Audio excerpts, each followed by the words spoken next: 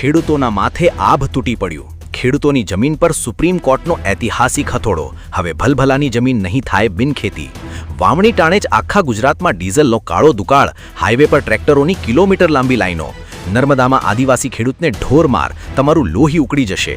ગીરના આંબાવાડિયા માલિકો રસ્તા પર।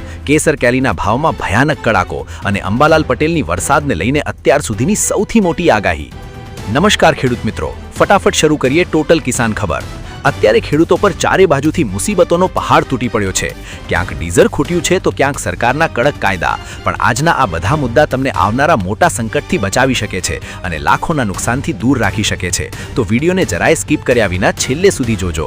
અત્યારે જ વિડીયોને એક લાઇક કરી દો, આપણી ચેનલને ફટાફટ સબસ્ક્રાઇબ કરી લો અને કોમેન્ટમાં તમારા ગામનું નામ ચોક્કસ લખજો, જેથી મને ખબર પડે કે કયા ગામના ખેડૂતો સૌથી વધુ જાગૃત છે। ચાલો જરાય સમય બગાડ્યા વિના શરૂ કરીએ આજના સૌથી મોટા અને ચોંકાવનારા સમાચાર।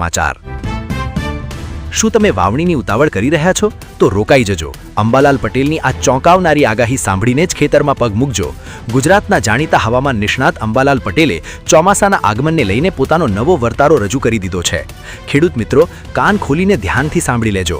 તેમના અનુમાન અનુસાર આગામી 26 થી 28 મે દરમિયાન નૈઋત્યનું ચોમાસું નજીક આવી પહોંચશે। જો કે બંગાળની ખાડીમાં સિસ્ટમ સક્રિય થવાને કારણે ચોમાસાની ગતિ થોડી ધીમી પડી છે, પણ આ આગાહી ખૂબ જ મહત્વપૂર્ણ છે, કારણ કે આના આધારે જ તમારે ખેતરો તૈયાર કરવા અને બિયારણ કે ખાતરની ખરીદીનું આગોતરું આયોજન કરવાનું છે। ખોટી ઉતાવળ કરશો તો બિયારણ બગડી શકે છે। ચોમાસું તો જ્યારે આવે ત્યારે, પણ અત્યારે તો ગુજરાતના ડેમોમાં પાણીનું ટીપું નથી બચ્યું। ખેડૂતોની હાલત કફોડી। એક બાજુ વાવણીની તૈયારીઓ છે અને બીજી બાજુ જળ સંકટે વિકરાળ રૂપ ધારણ કર્યું છે।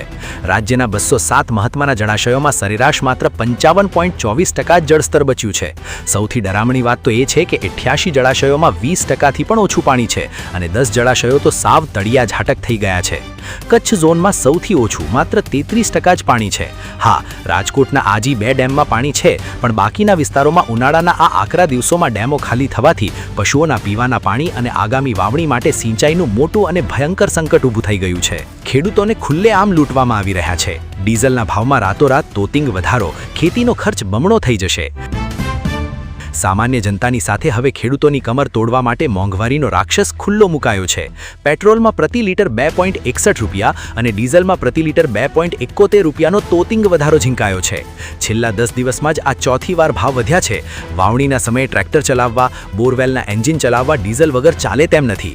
આ ભડકાથી ખેતીનો ખર્ચ સીધો આસમાને પહોંચશે। ખેડૂતે હવે ખેતી કરવી કે મજૂરી, તે મોટો સવાલ ઊભો થયો છે। ભાવ વધ્યા એનો વાંધો નહીં, પણ હવે ગુજરાતમાં ડીઝલ જ નથી મળતું।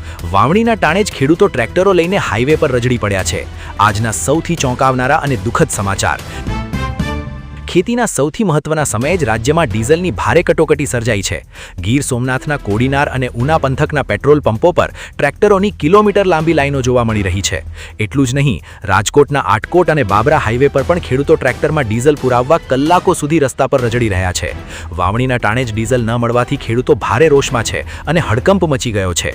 સરકાર તાત્કાલિક ડીઝલ પૂરું પાડે તેવી ઉગ્ર માંગ ઉઠી રહી છે। જો તમારા નામે ખેતીની જમીન છે તો રાતોની ઊંઘ હરામ કરી દે તેવો સુપ્રીમ કોર્ટનો આદેશ આવી ગયો છે। હવે ભલભલાની જમીન નહીં થાય બિનખેતી। ખેડૂતો અને જમીન માલિકો પર સુપ્રીમ કોર્ટે ઐતિહાસિક હથોડો ચલાવ્યો છે। નવો આદેશ સ્પષ્ટ છે કે હવેથી માત્ર જમીન પરનો કબજો બતાવીને કોઈ પણ જમીનને બિનખેતી કરાવી શકાશે નહીં।